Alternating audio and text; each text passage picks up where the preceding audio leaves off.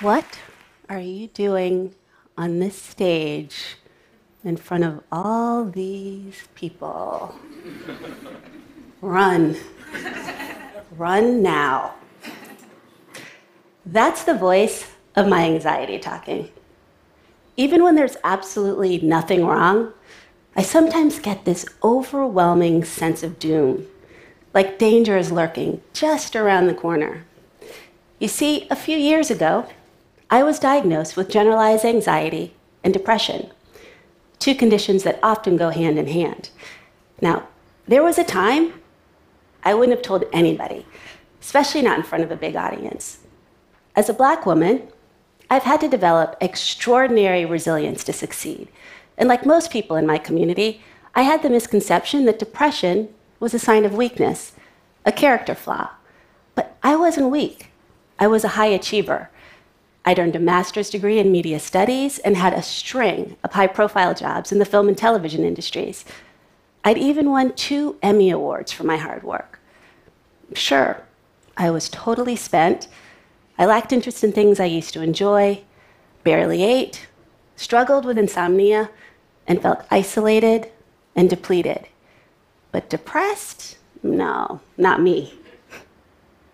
Took weeks before I could admit it, but the doctor was right. I was depressed. Still, I didn't tell anybody about my diagnosis. I was too ashamed.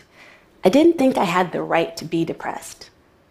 I had a privileged life with a loving family and a successful career.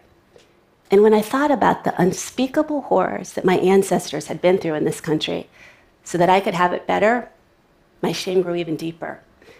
I was standing on their shoulders. How could I let them down? I would hold my head up, put a smile on my face, and never tell a soul. On July 4th, 2013, my world came crashing in on me. That was the day I got a phone call from my mom telling me that my 22-year-old nephew, Paul, had ended his life after years of battling depression and anxiety. There are no words that can describe the devastation I felt. Paul and I were very close, but I had no idea he was in so much pain.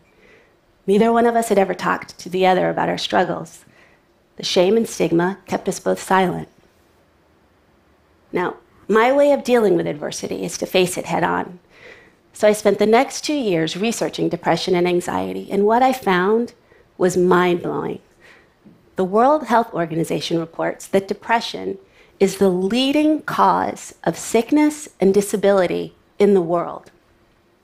While the exact cause of depression isn't clear, research suggests that most mental disorders develop, at least in part, because of a chemical imbalance in the brain and/or an underlying genetic predisposition. So you can't just shake it off. For Black Americans, stressors like racism and socioeconomic disparities put them at a 20% greater risk of developing a mental disorder, yet they seek mental health services at about half the rate of white Americans. One reason is the stigma, with 63% of Black Americans mistaking depression for a weakness. Sadly, the suicide rate among Black children has doubled in the past 20 years.